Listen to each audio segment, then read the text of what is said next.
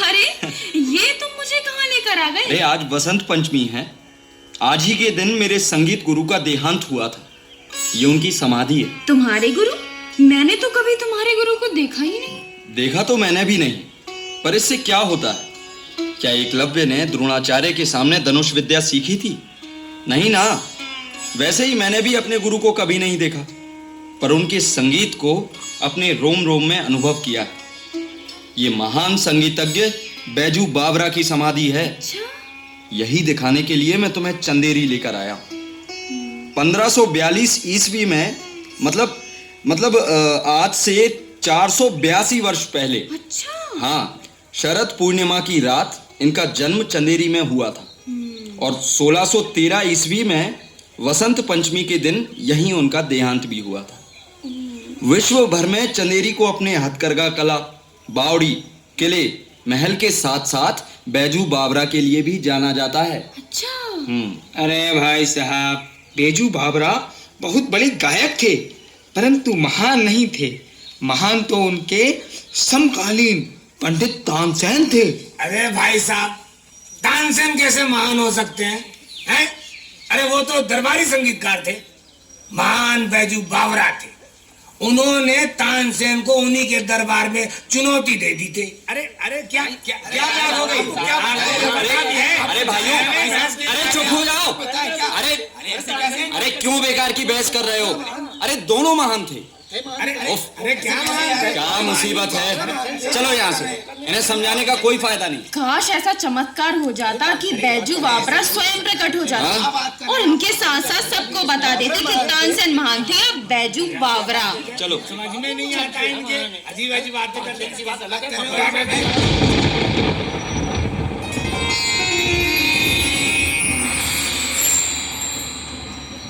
अरे अरे अरे कौन है वहाँ पर? कौन है? बैजू बावरा? ये तो चमत्कार हो गया। आप सच में आ गए। इन्हें देखिए, इस बात पर बहस कर रहे हैं कि आप महान थे या तानसेन। संगीत महान था। संगीत महान है और संगीत महान रहेगा। लेकिन हमने सुना है कि बैजू बावरा और तानसेन में प्रतिस्पर्धा थी। क्या ये सच है? तुमने सुना है जरा जरा सा, हमने वो सब देखा है। अहंकार और ज्ञान के बीच एक पतली सी रेखा है। अंजुरी में जब भरोगे जल, बेतवा का तब जानोगे। दृश्य उजागर होंगे सारे, देखोगे तब मानोगे।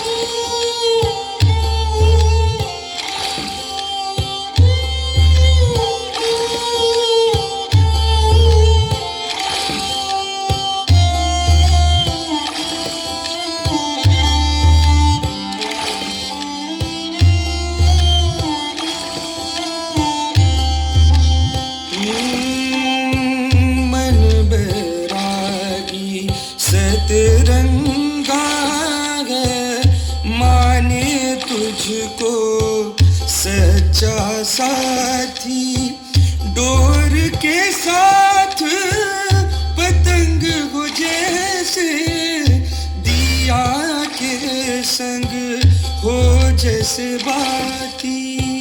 सुंदर अपना साथ है और सुंदर है संसार हमारा, हो रहेगा ये मिलन हमारा तुम्हारा। तू गंगा की मौज में जमुना का धारा, हो रहेगा ये मिलन हमारा तुम्हारा।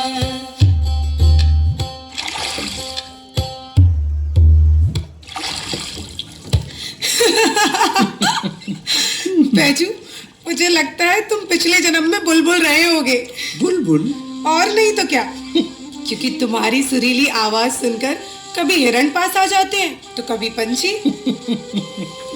मेरी संगीत साधना तो तुम हो। अच्छा? हाँ, बचपन से लेकर आज तक तुम्हें देखकर मेरे गीतों की रचना होती है। वो दिन दूर नहीं जब तुम संगीत सम्राट पंडित तानसेन के बराबर गाने लगोगे। गौरी कितनी बार कहा है कि मेरे सामने तानसेन का नाम मत लिया करो। ये तुम क्या कह रहे हो? वो शाही संगीतकार हैं, सम्मान से उनका नाम लेना चाहिए। अच्छा, सम्मान से नाम लेना चाहिए? अरे सम्मान तो छोड़ो, एक दिन मैं तानसेन को ऐसा मजा चखाऊंगा कि पूरा शाही दरबार याद रखेगा। किसी को अपमानित करने से अच्छा है उससे अधिक योग्य होना, लेकिन तुम हो कि तानसेन का नाम सुनते ही रूठ जाते हो। चलो चलो किनारे चलो।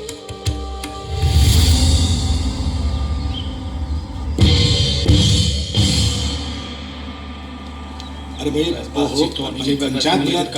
सुनिए, अरे शांत हो जाओ भैया। अरे मंगल, ये पंचायत क्यों बुलाई है?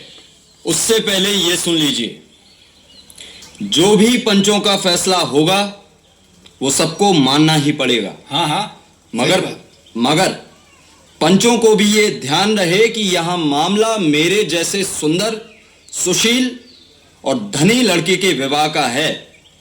इसीलिए पंच परमेश्वर जो भी फैसला करें वो सोच समझ कर करें। सही बात। अरे मंगल, बात को जलेबी की तरह मत घुमाओ, सीधे सीधे अपनी बात कहो। सीधी बात यह है कि जब मैं और गौरी छोटे थे तब गौरी के पिताजी और मेरे पिताजी ने हम दोनों का रिश्ता पक्का किया था। मगर अब ऐसा लगता है कि केदारनाथ जी अपनी जुबान से मुकर रहे हैं। और क्या? सही बात है। मैं और गौरी कब के विवाह योग्य हो चुके हैं, पर हमारा विवाह होने का नाम ही नहीं लिया जा रहा। और तो और जब देखो गौरी तब उस गवैये बेजू के साथ घूमती रहती है। बिल्कुल सही बात है, सही कह रहे हैं मंगल भैया। मंगल, जबान संभाल कर बोलो। बैजू मेरा दत्तक पुत्र है, उसे मैंने गोद लिया है। तो पंडित जी, अच्छा होगा कि आप उसे गोद में ही बैठा कर रखें। क्योंकि बैजू मेरी होने वाली पत्नी को अपना राग बहकाना सुनाकर बहकाता रहता है। सही बात है। सरपंच जी, मेरी आर्थिक हालत ठीक नहीं है, अभी विवाह के खर्चे नहीं उठा पाऊंगा, और फिर गौरी भी इस लप्पू झन्ने से विवाह नहीं करना चाहती। उसे मनाने के लिए मुझे कुछ समय और चाहिए। देखो केदारनाथ, माना कि मंगल अगला पैर रखने से पहले पिछला पैर उठा लेता है। मतलब थोड़ा मंद बुद्धि है, मगर फिर भी प्राण जाए पर वचन ना जाए। जो कहा है वो तो करना ही पड़ेगा। पंचों को कम से कम इतना आदेश तो देना ही चाहिए कि गौरी भाभी बेजू से न मिला करे, क्योंकि उन दोनों को एक साथ देखकर मंगल भैया बौखला जाते हैं। मैं उन्हें कैसे रोक सकता हूँ? बैजू और गौरी जब इतने से थे तब से दोनों पक्के मित्र हैं। बैजू गौरी को अपनी संगीत साधना मानता है, उसको अपनी तान और प्रेरणा समझकर अपने गीतों का रियाज करता है। उन्हें अलग करना मतलब सरस्वती माता का अपमान करना होगा। अरे सुनिए, पंच परमेश्वर इस नतीजे पर पहुंचे हैं, बैजू और गौरी को बिना किसी कारण के आपस में ना मिलने देना ठीक नहीं होगा। इसलिए वो दोनों मिलते रहेंगे। पर हाँ केदारनाथ, तुम्हें भी मंगल और गौरी के विवाह की तैयारी शुरू करनी होगी।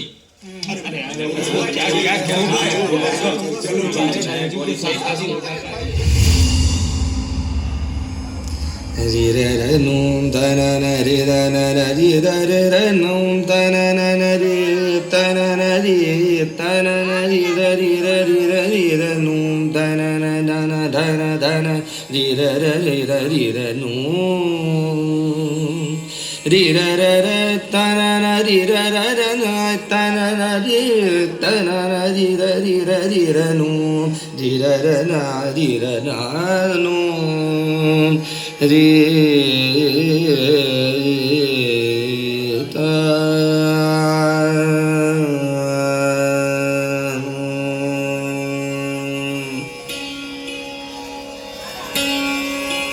ये क्या गा रहे हो?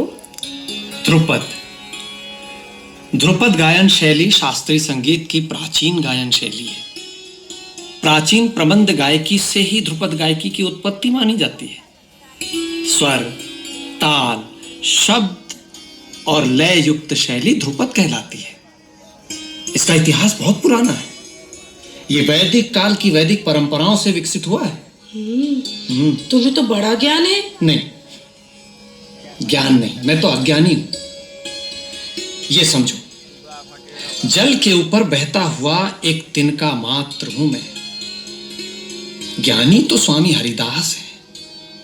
एक दिन मैं उनके सानिध्य में ज्ञान प्राप्त करने वृंदावन जरूर जाऊंगा।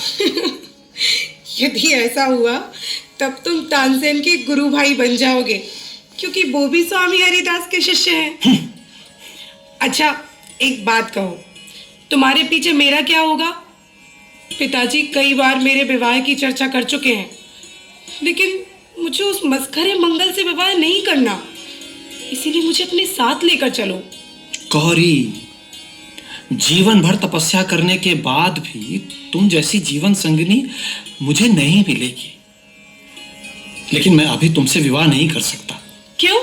क्यों नहीं कर सकते? क्योंकि मुझे एक बहुत जरूरी काम को पूरा करना है, और हो सकता है कि उसे पूरा करने में मेरा जीवन ही समाप्त हो जाए।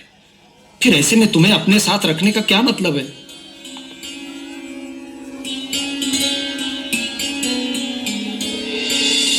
पंडित जी, बैजू और गौरी एक दूसरे को पसंद करते हैं, लेकिन बैजू तो हर समय वृंदावन जाने की बात करता है। ऐसे में मेरी बेटी का क्या होगा? जब से उसकी माँ का देहांत हुआ है, तब से मुझे गौरी की बहुत चिंता होती है। सच कहूं तो मेरे पास भी इसका उत्तर नहीं है। जब बैजू 10 साल का था तब मुझे मिला था, एकदम अकेला था। मुझे आज भी याद है, उस बच्ची की आंखों में गुस्सा था और उसके हाथ में तलवार थी।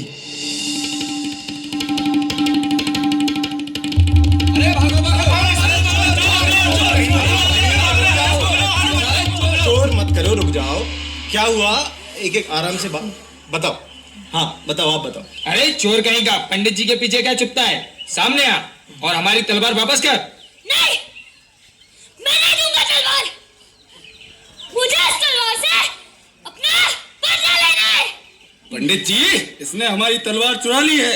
ऊपर से इसकी हेगड़ी तो देखिए, कहता है कि तलवार से अपना बदला लेना है। अरे भाई रुक जाओ, रुको। ला बेटा, तलवार मुझे दे दो। अरे दे दो। वैसे तुम्हें किससे बदला लेना है? अच्छा ये बताओ, तुम्हारे माता पिता कहाँ हैं? ऐसा करो भाई, अभी इसे छोड़ दो, मैं इसको अपने साथ लेकर जाता हूँ। जब इसका मन शांत हो जाएगा तब अपने आप सब बताएगा, ठीक है?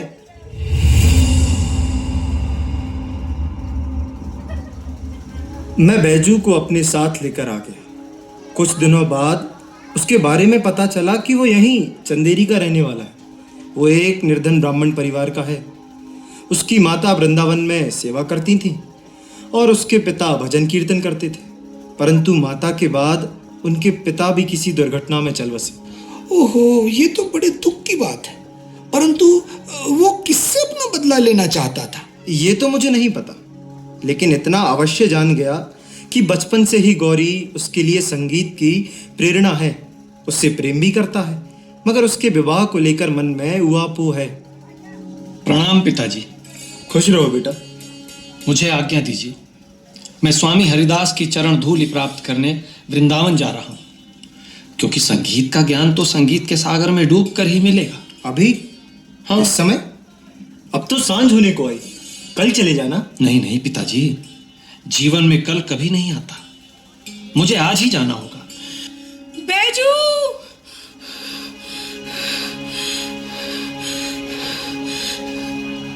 पंडित जी, बैजू को रोक लीजिए।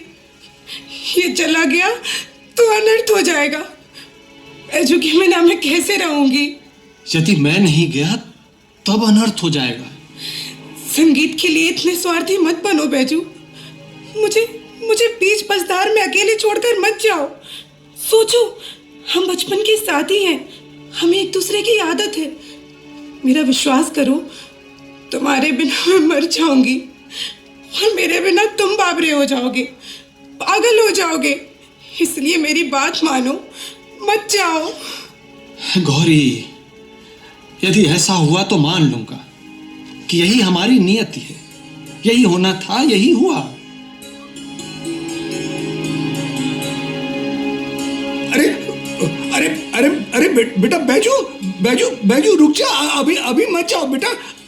अरे बैजू अरे पंडित जी समझाइए ना। बैजू! अरे अरे अरे गौरी गौरी तुझे क्या हुआ? गौरी होश में आ।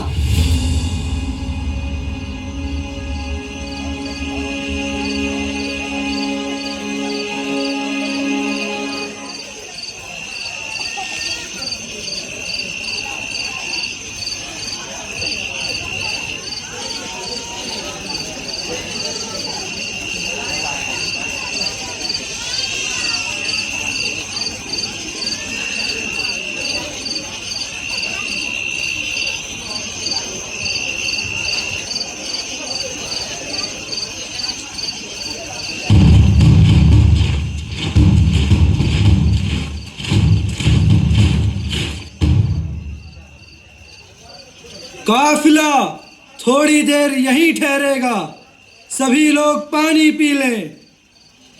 सुनिए, क्या डोली के अंदर अकबर बादशाह बैठे हैं? नहीं मित्र, डोली के अंदर पंडित तानसेन विराजमान है। क्या?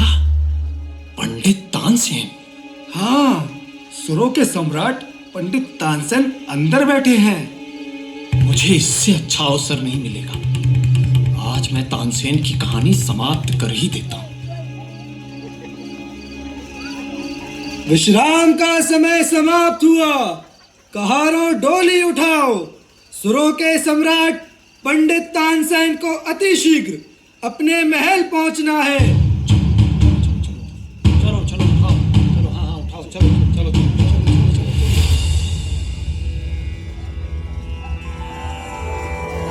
प्रीत लगी जब कान्हा से, फिर मन को मैं समझाऊं कैसे।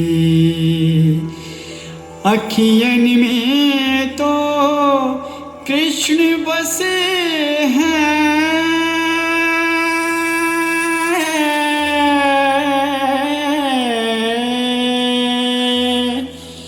अखियन में तो कृष्ण बसे हैं। नजर किसी से मिलाऊं कैसे। सुध बुध बिसरा चैन गया,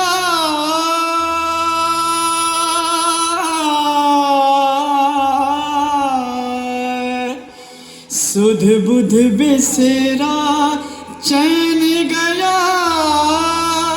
पिया संग होरी कैसे खेलूं।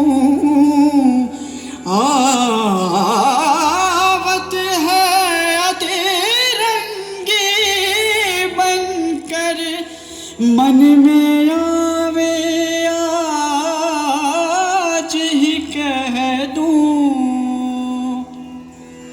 तुम हो केवल रास रचाते, मैं तो केशव दीवानी हूँ, गोकुल के तुम अमृत प्याला, तुमरे सुख से अनजानी हूँ।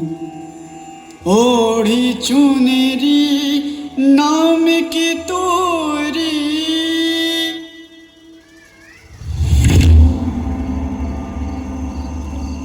कौन हो तुम? अरे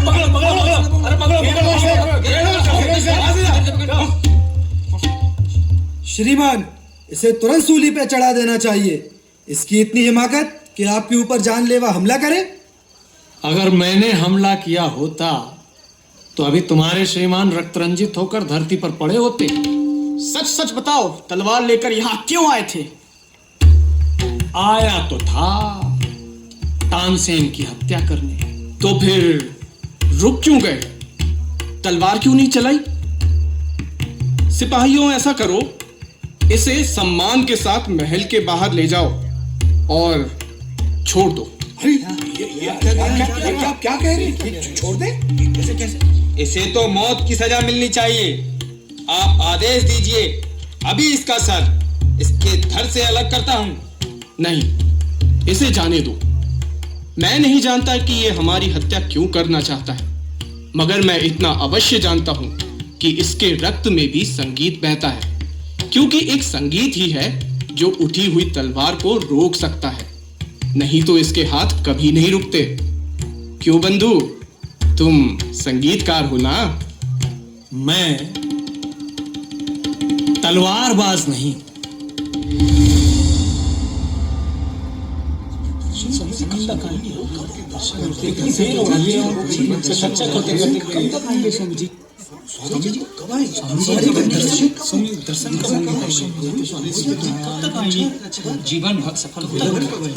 आज स्वामी जी के दर्शन नहीं होंगे, उनका स्वास्थ्य ठीक नहीं है। आप सभी लोगों से विनती है कि अपने अपने घर वापस जाएं। लेकिन मैं तो बहुत दूर से आया हूँ, मुझे अतिशीघ्र उनके दर्शन करने हैं। वो तो बिस्तर से भी नहीं उठ पा रहे हैं, तुमसे कैसे मिलेंगे? जाओ भाई जाओ, कल आना। चलते हैं भाई, चलो। चलते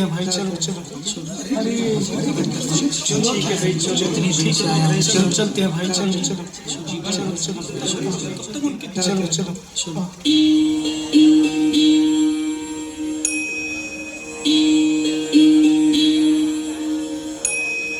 गुरुजी,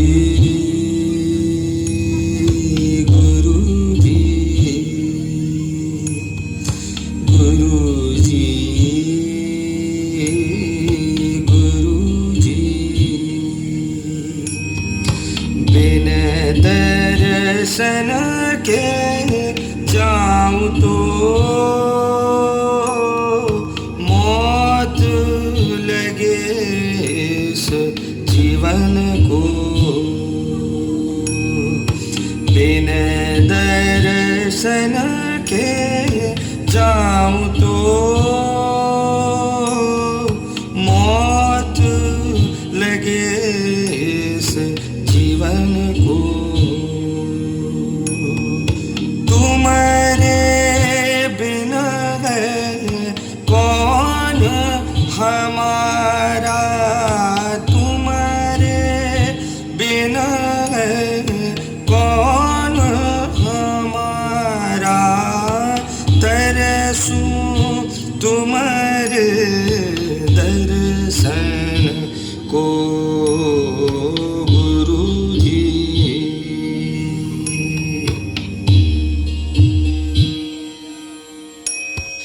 मन मोरा है कोरा कागज, मैं मूर्ख अज्ञानी।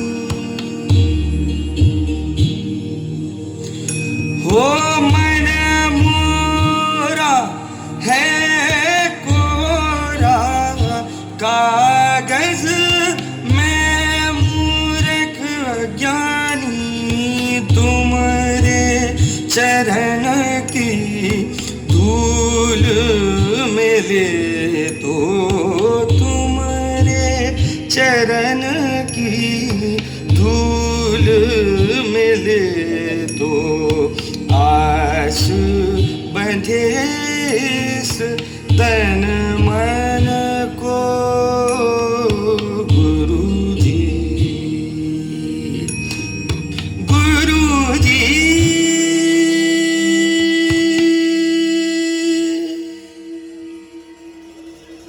स्वामी हरिदास, जीवन सफल हुआ जो आपके दर्शन हुए। उठो बालक, तुम्हारे गायन में तो जादू है। सुरों की बंदिश ने मेरा स्वास्थ्य एकदम ठीक कर दिया। तुम कौन हो? मैं बैजनाथ मिश्रा हूँ। लोग मुझे बैजू कहते हैं। मेरा आशीर्वाद तुम्हारे साथ है। मुझे तुम्हारा भविष्य दिख रहा है। वो दिन दूर नहीं जब तुम एक महान शास्त्रीय गायक बनोगे। क्या हुआ? ऐसा लगता है कि तुम्हारा मन आशंकाओं से भरा है। आपने सही कहा स्वामी, मेरा मन बहुत विचलित है। तो फिर सबसे पहले अपने मन की बात कहो। मैं आपका शिष्य बनना चाहता हूँ, लेकिन उससे भी पहले मुझे तानसेन से बदला लेना है। तानसेन से? वो तो मेरा शिष्य है। हाँ, जानता हूं, और मेरा विश्वास है कि आप न्याय की बात कहेंगे। कई वर्ष पहले जब मैं छोटा था, तब तानसेन के सिपाहियों ने महल के आसपास सभी को चुप रहने का आदेश दिया था, क्योंकि उसे संगीत का रियाज करना था।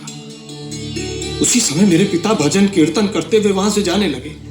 उसके सिपाहियों ने भगदड़ मचा दी, जिस कारण मेरे पिताजी गिर पड़े और उनका देहांत हो गया। मुझे अपने पिता की मृत्यु का बदला लेना है, पर कल जब मुझे अवसर मिला, तब न जाने क्यों मेरे हाथ रुक गए। तुम्हारे हाथ इसलिए रुक गए क्योंकि या तो तुम्हें बदला मिलेगा या संगीत। ये दोनों एक साथ नहीं मिलेंगे। जहां सच्चा संगीत होगा वहां बदला नहीं हो सकता, और जहां बदले की भावना होगी वहां सच्चा संगीत नहीं होगा। संगीत तो ईश्वर का रूप है, उसमें है द्वेष या बदला कैसा? तो फिर मैं क्या करूं? आप ही राह दिखाएं स्वामी जी। एक ही राह है, संगीत। उसी राह को पकड़ लो और चलते जाओ। फिर तुम्हें बदला नहीं मिलेगा, ईश्वर मिलेंगे।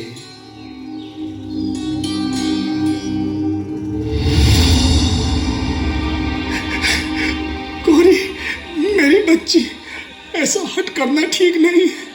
तूने कई दिनों से कुछ नहीं खाया मेरी बच्ची। पिताजी, अब जीने का मन नहीं करता। क्या बैजू आ गया? क्या मैं उसके अंतिम दर्शन कर पाऊंगी? मेरी बच्ची, ऐसे मत बोल। मैंने उसे संदेश भिजवा दिया। वो किसी भी क्षण आ जाएगा मेरी बच्ची। लगता है बहुत देर होगी। मुझे माँ बुला रही है पिताजी। अब मुझे जाना होगा, और प्रतीक्षा नहीं कर सकती। नहीं नहीं नहीं गौरी, ऐसे मत बोल। तेरे बिना मेरा क्या होगा? मेरी यात्रा यहीं तक थी पिताजी। बैजू से कहना मेरा प्रेम सफल हुआ। मैंने अंत समय में ईश्वर का नाम भी लिया और बैजू का भी। गौरी, तू गंगा की मौज में, जमुना की धारा हो रहेगा ये मिलन हमारा तुम्हारा।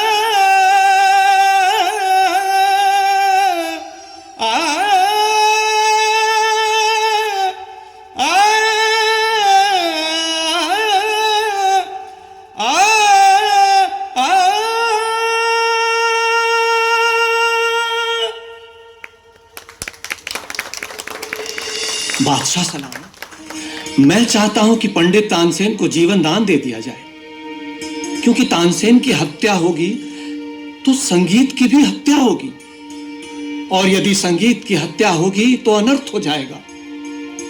बैजू बावरा संगीत हत्या का पाप अपने सर पर नहीं ले सकता। वाह, तुम जितने महान संगीतकार हो उतने ही शानदार इंसान भी हो। दुनिया तुम्हें हमेशा याद रखेगी। बिला शक तानसेन तुमसे उम्र में बड़े हैं, लेकिन संगीत में तुम उनसे बड़े हो।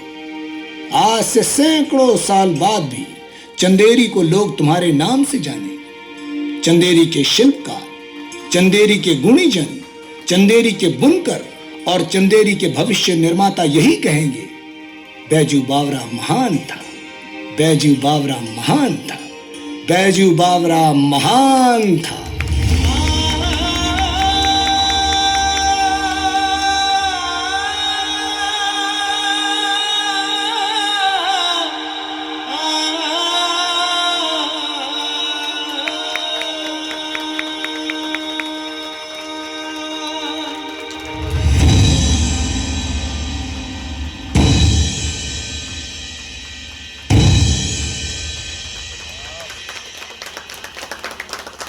This light and sound one act play is the property of two.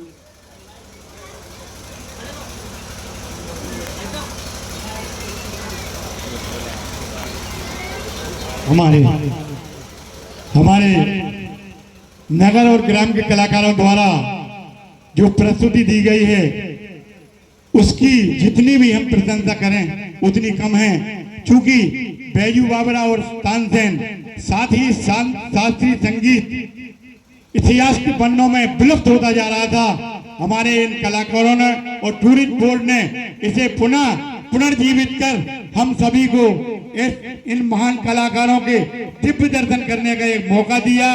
इनके लिए जोरदार तालियां, और हमारे सभी कलाकारों के लिए जोरदार तालियां। इनकी प्रस्तुति अभी तो चंदेरी नहीं, भोपाल और दिल्ली में भी इनको सराहा जा चुका है। ऐसे महान कलाकारों को पटकथा लिखने